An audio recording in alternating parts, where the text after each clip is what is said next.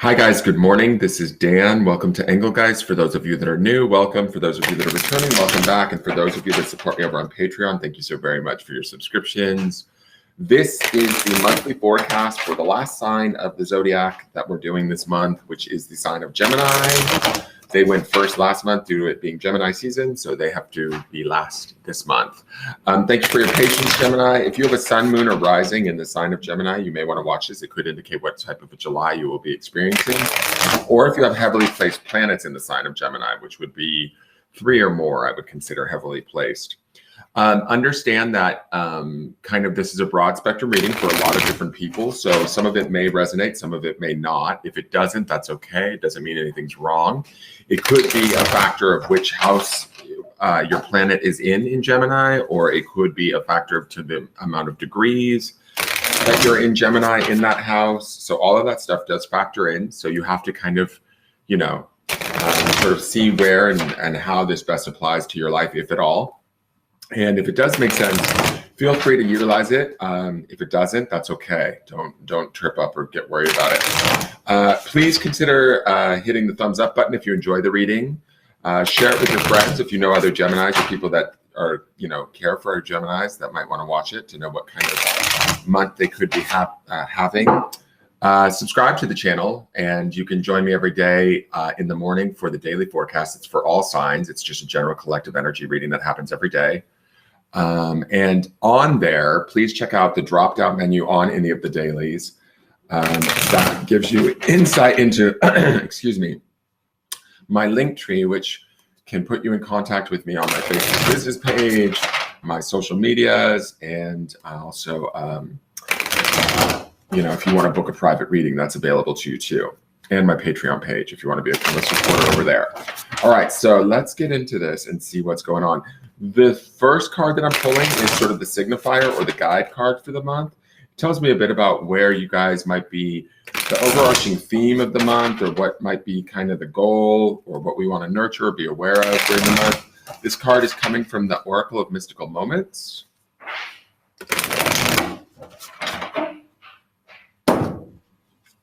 And it is the Observer, card number 50. Interesting. What I do like is I like that she's looking through a camera. She definitely seems geared towards the future, right? And if you look very closely up, I don't know how well you guys can see because the light's not so great, but I continued to film here because I want all of the videos to look alike for this month. There's a small moon here, right? So there's this inkling of intuition going on for my Geminis, right?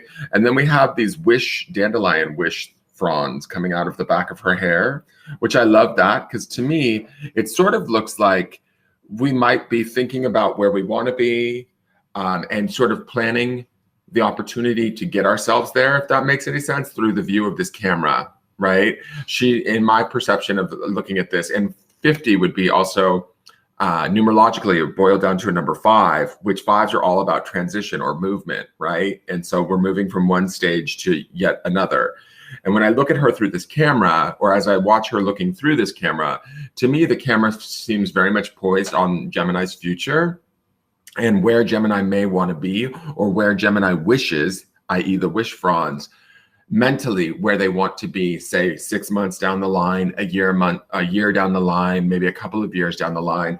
If Gemini finds themselves in July thinking about these things, I think that that's a good thing. Right? When we talk about the word observer, I'm thinking it from the standpoint of maybe Gemini is observing where they're at currently and where they want to be, say, in the future. You get to set up that timeline. For each one of you, that timeline may be different. Some of you, it may be 3 months. Some of you, it could be 3 years. But whatever it is, to me, this feels like this is the time, or the time is right for planning that, putting that into visualization, i.e. the camera, right? Looking into like maybe our mind's eye, intuitionally, I don't even know if that's a word, but using our intuition, right? This inkling of the moon to kind of formulate the dreams that we want. And then we sort of set those thoughts or dreams out into the universe, into the ethers this month through the planning, the focus, the attention on how do we want the picture to look, Gemini, right? Like, is it 6 months down the line, or is it a year down the line? And what does that picture look like once we arrive, right? and then sort of working with those images, observing those images, and starting to allow them to begin to be the formula or the map for our journey, right? So I like this card for you guys. It's also, to me, it comes off rather mental. I just said this for the Aquarius. I'm not calling you guys crazy, although we know you can get that way. But what I mean by mental is sort of that that mental energy, in the sense that it's very much with the moon and the fronds, right? It's giving me head vibes, thoughts, dreams, perceptions, and that is very much Gemini's wheelhouse. You guys are air element, the intellect. So this is where you guys are probably at your best and most creative. So there is an opportunity to be creative here too. The camera would signify that also. So allow yourself to maybe dream a little bit. Allow yourself to clock in with your intuition and go, or your more deeper self, and say, where do I want to be? Where am I at right now? And where do I want to transition to? And now might be the opportunity to do that, okay? Or this month at least. So let's look at the cards and see what they have to say.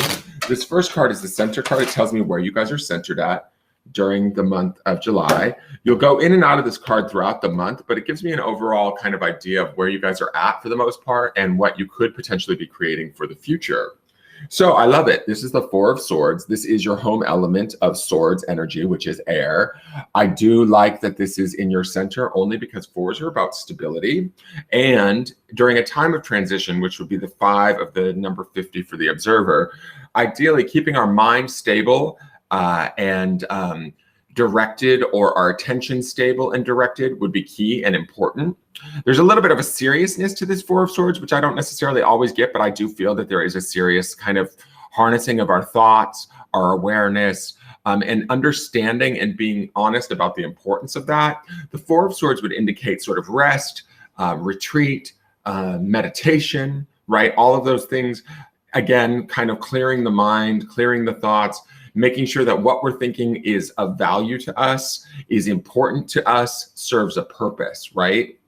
So I like that this is your center. I like that this is your home element. I like that it's the Four of Swords in the sense that we're taking things, step by step, thought by thought. We're not necessarily listening to the outside perceptions of what others think we should do, right? We get to plan what we want, where we want to be ultimately. And we're doing it from this stable Four of Swords space where we're putting ourselves first. If we need to rest, we're going to rest. If we need to meditate, we're going to meditate.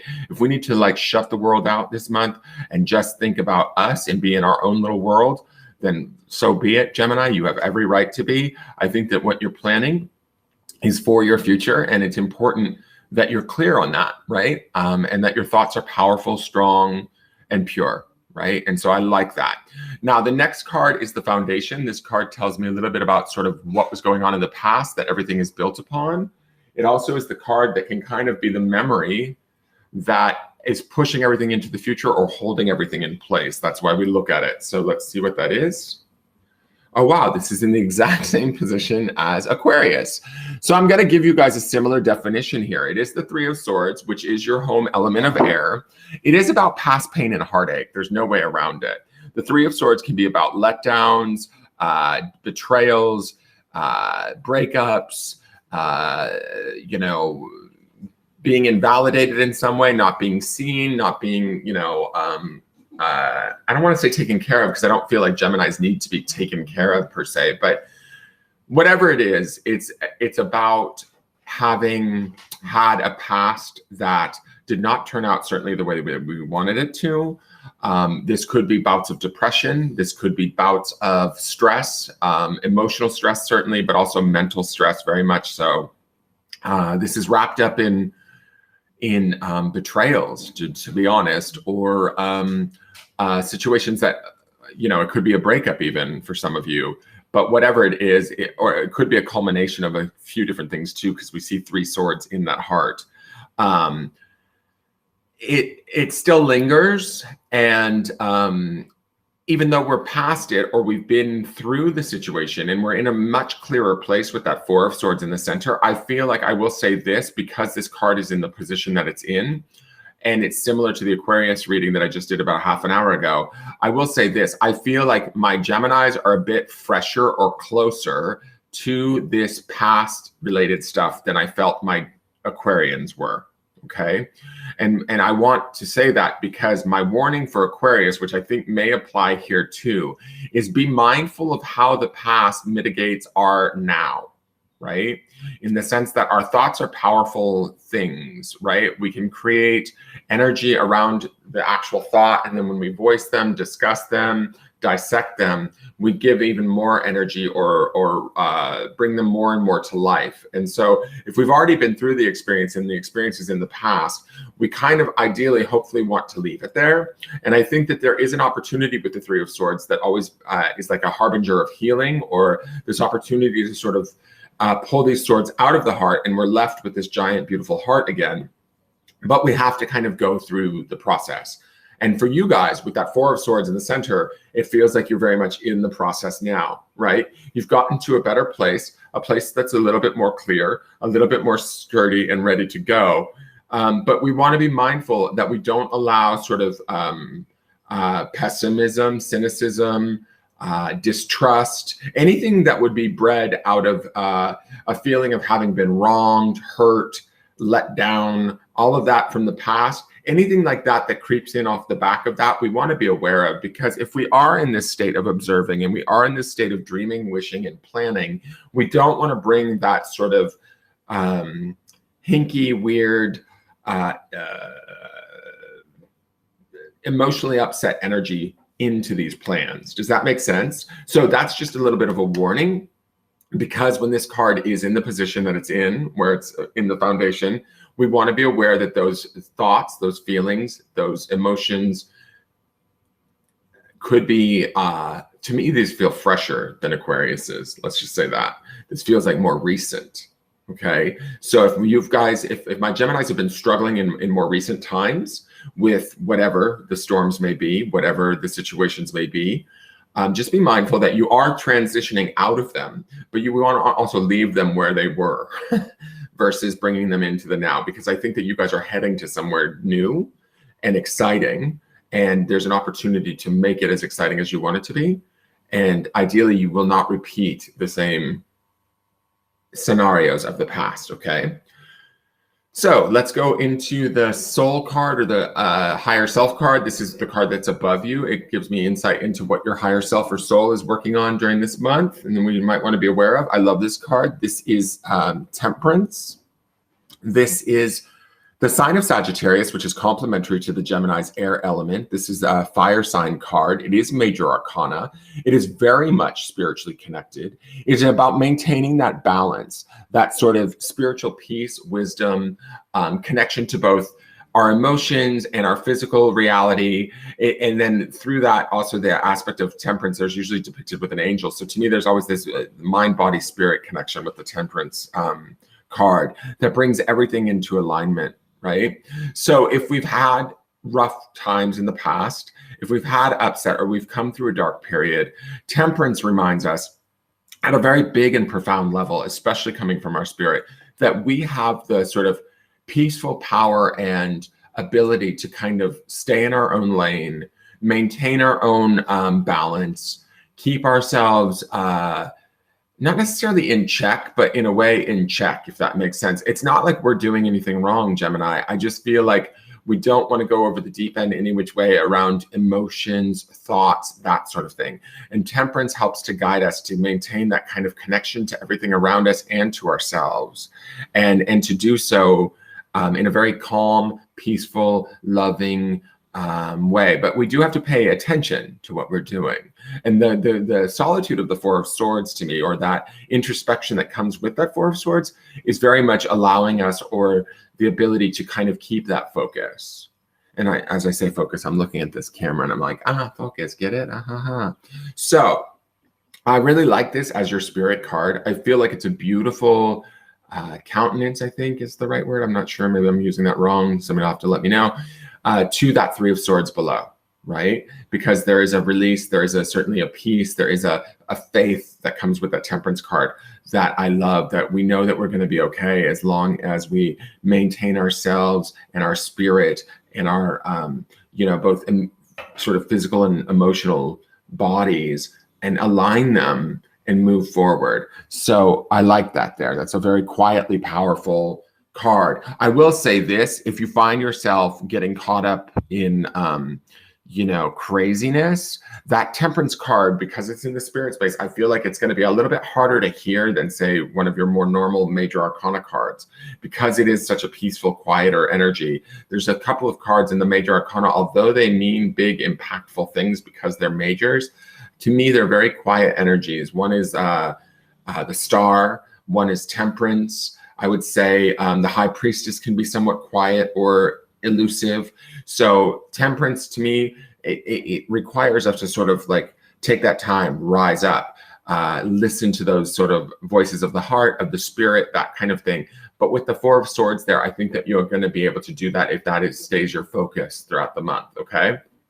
The next two cards are what I call the outside influences. These cards are affecting you either positively or negatively during the month of July. They can be people or events, sometimes things more vague like belief systems or energies that are having an effect on us. So one is the Two of Swords. Again, air energy element, which is good, but sometimes the Two of Swords can be a block. It can be a no. It can be about boundaries. It can be about being unclear on which direction to take. It can also be, to me, as I'm looking at this and I look at this small moon here, I feel like this could be the advice or intuition or other people's sort of guidance that may not necessarily be right for you at this time, and to be mindful of that. Swords represents the thoughts and ideas, sometimes the contracts that can be presented to us. A two would be about relationships with others. When I look at this, though, to me, it feels like this Two of Swords could be maybe other people's ideas about what you need to be doing or how you need to be doing it, and how that boxes you in or makes you feel constrained. That might be why this moon is sort of far off and this moon is much closer, but they feel tied together in a weird way to me, where this is somebody else telling you, oh, you need to do this. This is what's best for you, blah, blah, blah. And it's like, is that really true? And instead of getting upset with them or maybe lashing out at them or arguing with them, right? Because that Temperance card is up in the spirit space. That Four of Swords would indicate no. Instead, we just pull back and we kind of get clear again with ourselves, go back to our camera, our drawing board, and we start to like continue to keep that clear perspective of where we need to be for what we need, right? So let's look at the next outside influence. The next outside influence is the King of Wands. So the King of Wands, usually court cards in these positions represent people outside of ourselves. So this would be potentially an older gentleman. It doesn't, use my descriptions loosely. It could be an older female, but usually as a rule, the kings tend to be gentlemen. But there is flexibility within it. And it could be a fire sign variety person, Aries, Leo, or Sag, right? And also that Sag energy of Temperance up there in the spirit space is really complementary, if I didn't say that earlier, but it's interesting that this King of Wands shows up. I believe he's usually more associated with the sign of Leo, but I would say there's definitely flexibility there. And I like that he kind of ties into that fire element of the Temperance card in our spirit. I do get a feeling that if this is a male in our lives or somebody that comes forward in our lives that wants to help us, he will offer guidance, and that guidance might keep us in that temperate path, right? In that Temperance path. Because there's certainly an alignment between the Sagittarian and Leo nature of those two cards. He may be able to show us how to go about getting where we want to go. He might be a little bit direct or, so maybe even sometimes slightly impatient, but he means well. He's kind-hearted. I believe he's really there to help us or assist us. So be aware if we do receive assistance from this type of a person, it will be something that we can take in and take on board. I don't necessarily know that he's the answer to the way, right? It's not like that for me, but it is about him sort of being of assistance. So we're not necessarily alone in how we get there. Right? So be mindful of that. Now, if this is an energy, say it's not a person that comes to you, I would say that the King of Wands would be opportunities for you to take action, opportunities for you to move and go after what you desire.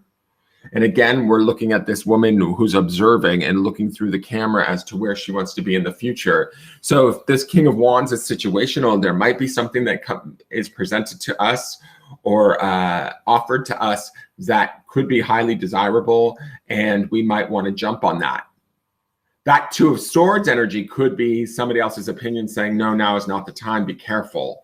And we might need to go inward and keep that temperance about us so that we make an informed decision and not act in haste or out of, somebody else's information. So just keep that in mind, Gemini. I do think the King of Wands, whether it's situational or a person, it's going to be positive, and it's going to be somebody that, or a situation that will feel dynamic and exciting. Okay. So that's something to look forward to this month. Now, this next card is what I call the potential outcomes. This card tells me sort of where things are going to end out for the majority of the Geminis, barring that nothing major changes. The one good thing about this is that it is potential in the sense that if it's a negative card, we can use it as a warning right now to make choices and changes in our life through free will and affect the outcome so that it does not come to pass, right? But if it's a good outcome, we can take heart in the fact that we're naturally heading towards it. We don't have to do much just other than keeping the status quo. So let's see what that is.